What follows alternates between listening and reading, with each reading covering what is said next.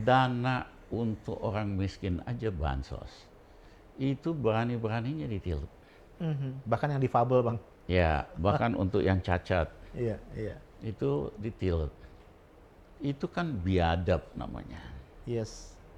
Ya, sehingga di neraka sana setan-setan rapat. Dia bilang, waduh, kita mau kalah sama pejabat, katanya.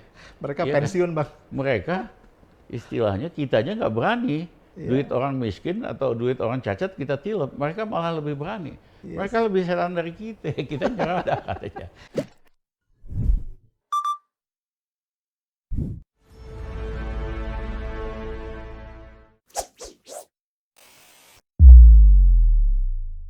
Bang, ini kan sedih banget ya dengan kondisi itu, Bang. Apalagi setelah 98 kita berdarah-darah gitu, Bang.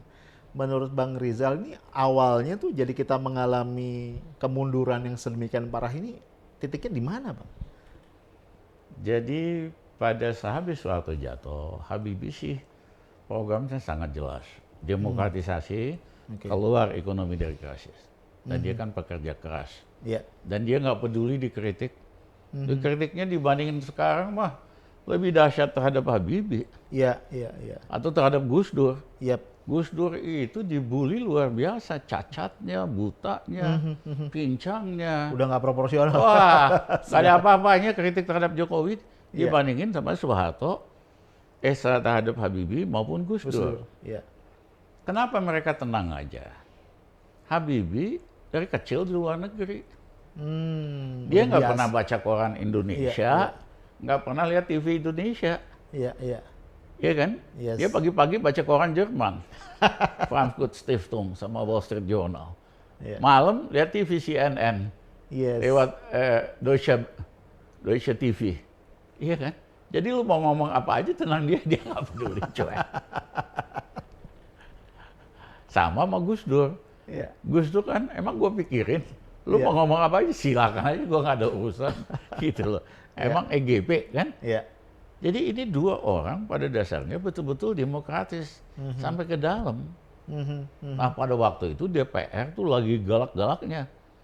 Habis keluar dari otoriter Soeharto kan, Euforia, Bang. Euforia. Jadi zaman Habibie anggota DPR tuh seenaknya aja nyerang presiden, nyerang apa, termasuk zaman Gus Dur.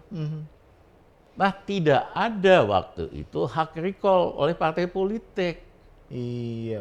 Jadi bebas anggota DPR mau ngeritik apa. Nah setelah itu dibikin sistem ketua umum partai berhak merecall Anggota. anggota. Ah. Jadilah semua PNS semua. Iya kan? Iya, iya. Nah padahal sebetulnya yang berhak merecall anggota DPR itu pemilih di wilayahnya.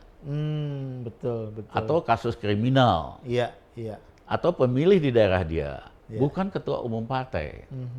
Nanti kita ubah kok, kalau udah ada perubahan kita balikin lagi. Anggota DPR tidak boleh di-recall kecuali kriminal atau pemilih di daerahnya. Nah, jadi mengendalikan partai itu gampang. Pegang aja ketua umumnya. Dikasih bisnis, special business, kredit khusus, Iya, iya. legal immunity, udah Jadi dikontrol. Kalau mau beli partai, beli ketuanya, Bang, ya? Iya, 400 anggotanya itu jadi PNS saja. Iya, Ikut. iya, iya, iya. Dari situlah rusaknya sistemnya. Oke. Bang, tadi balik sedikit ke Demokrat, Bang. Ya. Tadi kan Abang bilang nih kalau apa nepotisme atau apa dinasti ya apapun kita kepret juga nih, Bang. Saya dengar kan Abang juga sempat ditawari mengambil alih Demokrat nih, Bang. Ceritanya gimana tuh, Bang Rizal? Jadi 3,5 tahun yang lalu saya diundang makan siang 3 kali sama Pak Vence Rumengkang. Salah satu pendiri, Bang, ya? Bukan salah satu, dia pendiri utamanya. Oke. Dialah sama 2 orang temennya akhirnya ngajak 99. Oke. Dialah yang membiayain dari awal sampai ini partai jadi. Begitu partai ini jadi, dia pengen ngegedein. Diundanglah SBY sebagai calon presiden, Ibu Ani jadi anggota gitu. Iya, iya, iya. Nah 3,5 tahun yang lalu dia curhat sama saya. Dia kecewa sekali karena ini udah jadi partai keluarga. Oh. Kita pendiri-pendiri kalau ada acara tuh di belakang. Paling depan ya keluarga SBY doang. Oke. Yang kedua, kita nggak pernah diajak kalau ada keputusan penting, strategis gitu. Nah, yang dia khawatirkan setelah SBY nggak jadi presiden, merosot terus. Tadi kan pernah di atas 22%. Dan pemenang pemilu ya, Bang? Pemenang pemilu, habis itu setelah SBY turun 10%. Iya. Dia bilang pada waktu ini, kalau begini terus, bisa-bisa pemilu 2019, Demokrat tuh bisa 7%, 8%. Dan benar dia. Kejadian ya, Bang? Ya? Kejadian. 7,7 saya ingat. Ya, iya kan? Iya. Nah, bagaimana caranya ngembaliin ini? Satu-satunya jalan kalau Pak Ramli mau jadi ketua umum Demokrat. Karena dia lihat saya, Pak Ramli itu minimum 10% aja pasti dapat gitu loh. Terus belum lagi gaya kita yang komunikatif, yang apa, yang istilahnya nggak ada feudalnya, nggak ada birokratisnya. Ini cocok nih, ya kan? Bisa naik kita 10%. Nah, dia bujukin saya supaya saya mau jadi ketua umum. Pertemuan kedua dia ulangi lagi, dia bilang Pak Ramli nggak usah mikirin KLB duitnya, kita semua pendiri-pendiri yang akan sponsorin. Sampai yang ketiga, akhirnya saya tolak. Apapun, saya bilang saya baru keluar dari pemerintahan Jokowi. Iya. Baru 1 tahun lah di luar. Yang kedua, SBY itu teman saya. Waktu itu Pak Bang Rizal habis yang Menko Maritim ya, Bang? Ya. Oke. Yang kedua, SBY itu teman lama saya. Karena misalnya contohnya, begitu dia diangkat jadi Menteri SDM oleh Gus Dur, dia nggak terima. Karena dia maunya naik dulu jadi pangap bintang 4 baru terjun ke politik. Dia pikir dia bilang sama saya dia dikerjain sama Pak Wiranto.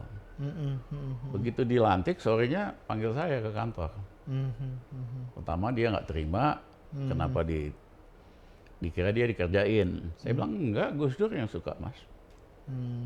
Nah yang kedua adalah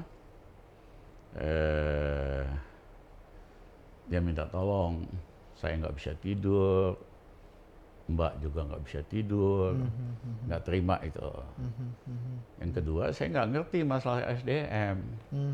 Saya minta Mas Rizal sama teman-teman timnya bantuin bikin rencana saya mesti ngapain aja 1 tahun. Saya bantuin gratis. Itu sering banget SBY minta tolong gitu sama kita. Iya. Nah, kemudian setelah 3 bulan saya jadi Menko, Gus Dur panggil saya. Dia bilang, Rizal, saya hanya mau jadi presiden 5 tahun. Abis ini saya nggak mau. Ada yang mau. Ya nggak usah disebutin namanya lah. Tapi saya nggak mau. Saya maunya yang jadi presiden itu SBY, kamu wakilnya. Itu kata Gus Dur ya, Bang? Ya. Iya. Jadi kamu punya tugas tambahan selain dalam bidang ekonomi, ya, kamu bantu memperkenalkan SBY di luar negeri. Dia di nasional dikenal, di luar negeri kagak dikenal. Oke. Akhirnya saya adakan makan malam di Borobudur, 100 dubes, analis, bankir asing, perkenalkan SBY. Sama-sama Menko sama saya. This is Indonesian next leader. You have to know his thinking, his preference, his policy choice, macam-macam. SBY senang banget. Habis itu saya bujukin dia, Mas, kita ketemu Mahathir. Dia belum pernah ketemu Mahathir. Pengagum Mahathir karena baca buku Malaysian Dilemma. Saya telepon Mahathir, saya kenal lama, akhirnya kita diundang makan siang di Putrajaya, hampir 3 jam diskusi. Ya. Pulangnya SBY senang banget. Terima kasih. Nah, maksud saya itu, kenapa saya undang dia Mahathir? Bagaimana belajar dari Malaysia yang dulu awal tahun 70 sama miskin sama kita, $100 per kapita. Hari ini pendapatan rakyatnya 3 kali rakyat Indonesia. Yang kedua, bagaimana dengan canggih New Economic Policy, Mahathir bantu pribumi secara elegan. Maksud saya kalau SBY presiden ingatlah 2 hal ini. Tapi ya namanya SBY pulang sibuk analisa stylenya, cara jawabnya Pak. Jadi yang di permukaan. Habis itu saya bujukin, Iya, kita mesti ketemu Thaksin. Hmm. Kenapa? Dia satu-satunya polisi yang pernah jadi Perdana Menteri. Oke. Oke. Semua selalu jenderal. Mm-mm. Dan populer banget. Mhm, mhm. Kita makan siang sama Thaksin. Saya Itu ke Bangkok, Bang. Bangkok. Makan siang sama Pangcuk. Adalah ceritanya gitu. Nah jadi di belakang layar banyak saya bantu SBY. Mhm, mhm, Begitu dia mau calon presiden, dia mau saya yang jadi nasihatnya. mhm. Saya waktu itu Pak Wiranto udah approach saya duluan. Saya bantuin Wiranto buat Oh, urusan internasional. Mhm. Tapi saya nggak mau nongol gitu loh. Iya, iya. Iya kan, waktu itu Australia nggak suka sama Wiranto, kita bantu supaya berubah. Inggris, media-media banyak yang nggak suka sama dia gara-gara kasus Timor. Mhm. Kita rapiin semua lah. Iya. Nah begitu Wiranto kalah, SBY panggil saya minta tolong bantu. Saya bilang saya di belakang layar aja. Hmm. Nah kita kasih papernya Indonesia Bangkit, yaitu pro growth, pertumbuhan ekonomi supaya kalangan bisnis suka, pro job karena yang nganggur banyak, yang ketiga adalah pro poor karena yang miskin banyak. Kalau Bang Arief lihat pidato SBY selama kampanye presiden tiga hal ini doang. Growth. Pro growth, pro job, pro poor. Yes. Itu yes. papernya Indonesia Bangkit, Oke. papernya Rizal Ramli, Iya, iya, iya, iya. ya kan? Dan lain-lain dan seterusnya. Jadi hubungan saya sama dia lama lah. Kenapa nggak jadi berpasangan, Bang? Ya karena kemudian kan begitu Gus Dur jatuh kan Megawati yang naik. Habis Megawati naik dia udah siap-siap. Iya kan? Iya, Dia walau berfungsi sebagai Menko, sebetulnya kerja kampanye sebagai calon presiden, itu yang buat Mega marah.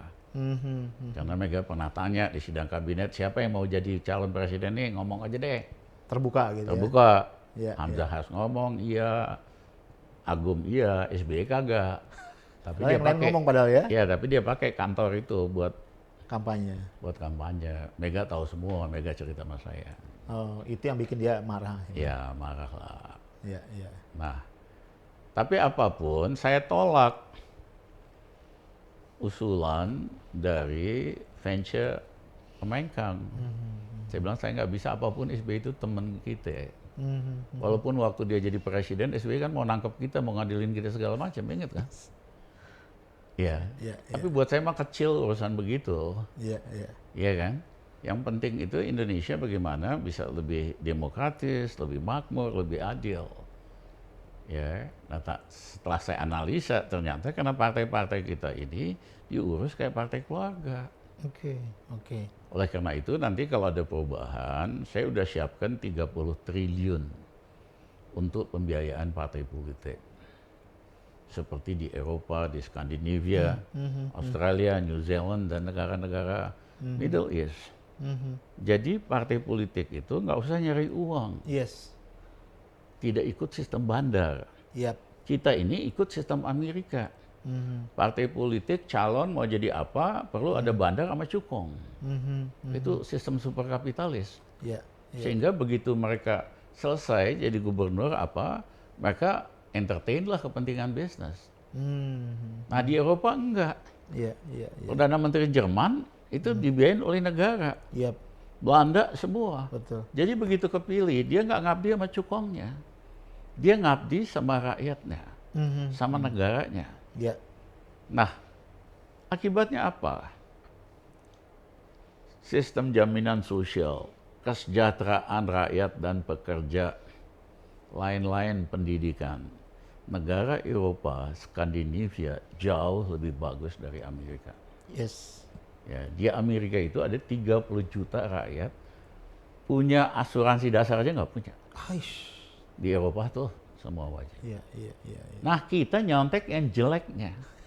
Sistem bandar ala Amerika. Iya, iya, iya. Tetapi sikap law enforcement dan anti corruptionnya Nggak dicontoh. nggak dicontoh. Di Amerika anti corruption tuh bisa habis kamu kalau korupsi. Oke. Iya kan? Iya. Jadi nyontek sistem bandarnya, Iya. tapi sistem law enforcement, bahwa negara hukum dan keras terhadap corruption, kita nggak ikutin. Makanya kita dapat yang paling jelek dari semua. Pemimpinnya kelas KW2, KW3, karena kan harus bayar. Iya. Misalnya Bang Arief mau jadi bupati, Iya, iya. kan perlu nyewa partai. Betul. Sewa perahu, Bang ya? Hah? Sewa perahu ya. Sewa istilahnya. perahu. Sewa partai itu satunya 20 miliar. Itu level bupati doang, Bang? Bupati. Itu 33 partai berarti 60 miliar. Yes, yes. Mereka nggak kerja. Iya, iya, iya. Tapi kalau Arief kepilih, Arief kan nanti kampanye pakai tim sendiri, segala. Iya, Dia iya. duduk aja. Iya. Begitu Arief kepilih, dia bilang, Pak Arief, sampean jadi bupati gara-gara aku loh. Minta proyek ini, minta orang yang ditaruh ini yang merusak sistem kita. Apes bupatinya, Bang? Ya. Berkali-kali kena dia kan? Ini yang saya sebut sebagai sistem kriminal, demokrasi kriminal. Iya. Dan berbiaya mahal, Bang. Ya, buat gubernur itu 100 sampai 300 miliar. Per partai. Buat satu paket lah. Oh, satu paket. Bang, tadi Abang bilang diminta oleh Pak Vence dan nolak ya, Bang, sampai 3 kali. Berarti buat Abang nih yang namanya hubungan persahabatan, personal itu very important, Bang ya, values yang very important. Kan saya ikutin tradisi tokoh-tokoh pergerakan Indonesia. Tokoh-tokoh sebelum kemerdekaan kita. Iya, iya. Saya nggak mau nyebut diri saya aktivis. Karena aktivis itu istilah yang lama-lama makin jorok gitu. Modalnya demo 1 kali doang langsung ngaku aktivis. Oke. Terdegradasi, Bang. Iya, baca kagak, pergaulan sempit, Iya. pikiran sempit. Modalnya ngaku aktivis karena demo menjelang kejatuhan Soeharto udah mau jatuh 2 kali doang udah. Nah, beda sekali sama tokoh-tokoh pergerakan kita. Mereka orang-orang terdidik, sekolah kedokteran, hukum, iya kan? Sekolah di luar negeri. Kalau mereka mau, mereka pulang, mereka jadi amtenar. Tapi dengan sengaja mereka milih nggak mau. Mereka komit sama cita-cita yang lebih besar, yaitu Indonesia merdeka. Iya, iya. Berjuang buat itu, ditahan berkali-kali buat itu, diadili berkali-kali buat itu. Nah, tapi di antara mereka perbedaan tajam. Iya. Natsir lawan Bung Karno, ya, Aidit lawan siapa, Tapi hubungan personalnya Dekat. dekat. Aidit itu pulang nebeng sepeda sama Natsir. Natsir yang punya sepeda, dia bagian nebengnya. Oke, oke. Iya kan? Demikian juga yang lainnya. Biasa, iya kan? Debat keras sekali. Bahkan debatnya terbuka kan di media loh. Iya, iya. Ya, ngeritik siapa, Soekarno ngeritik siapa, Syahrir kritik siapa, terbuka. Dan itu merupakan bagian proses pendidikan buat rakyat kita. Apa sih perbedaan pemimpin-pemimpin ini? Tapi hubungan personalnya tetap baik. Iya, iya. Nah, saya Bang Arief, walaupun kita dikenal di oposisi sejak zaman Soeharto, hubungan saya personal baik semua. Ya, karena mereka kenal saya lama lah. Sama Mega, Taufik, saya kenal sejak zaman masih Soeharto. Yes. Ya kan? Amin kenal jauh hari sebelumnya dan sebagainya lah. Rata-rata kita kenal lama, udah saling tahu kelakuannya. Ya. Tahu kartu-kartunya juga, Bang ya? Tahu kartu-kartunya juga. Iya, iya. Ya, dan pada waktu zaman Soeharto saya penasihat ekonomi Angkatan Bersenjata Republik Indonesia. Semua jenderal murid-murid kita. Iya, iya, iya. Ya, kalau Bang Arief perhatikan sejarah, siapa sih ekonom yang paling kritis zaman Soeharto? Maaf, pada waktu itu hanya ada Rizal Ramli. Yang lain nggak berani. Nah, karena tentara-tentara bilang, Pak Ramli mah guru kita. Dia memang biasa ngomong kencang, tapi selalu aktual, faktual, ada solusinya. Iya, Gayanya aja yang keras gitu. Iya, iya, iya. Ya kan? Iya. Nah, orang yang kenal saya kesimpulannya gitu. Yes. Bahkan Jokowi pun sering sekali ngomong, Mas Rizal itu orang baik. Ya, dia kritis, tapi dia selalu ada faktanya dan tahu solusinya. Yang ngadu sama Jokowi kan banyak banget. Iya, iya. Kerjain tuh Rizal Ramli, ngaco aja, begini, begitu. Nah, orang yang pernah tahu saya, ngerti, kita kalau ngomong tuh nggak sembarangan. Iya, iya. Forecast kita itu kebanyakan benar dalam bidang makroekonomi. Kebanyakan tepat dari sejak tahun berapa ya? Tahun 70, tahun 80-an lah.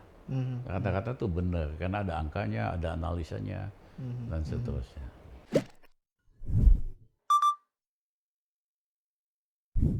Saya mohon maaf, Habib Rizik udah diadili 3 kali, masih ngomong soal kerumunan doang. Nggak dieskalasi isunya, Bang ya? Iya dong, harusnya dia pasti dihukum lah istilahnya kan. Betul, betul. Lawan dong, tunjukkan apa perjuangannya. Iya, iya. Kenapa dia nggak suka ini?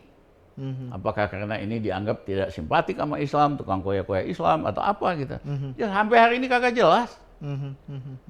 Dia mau jadi pemimpin bangsa, pemimpin politik, atau pemimpin ngelawan kerumunan gitu lah. Ini kalau dibuat gede nih beritanya.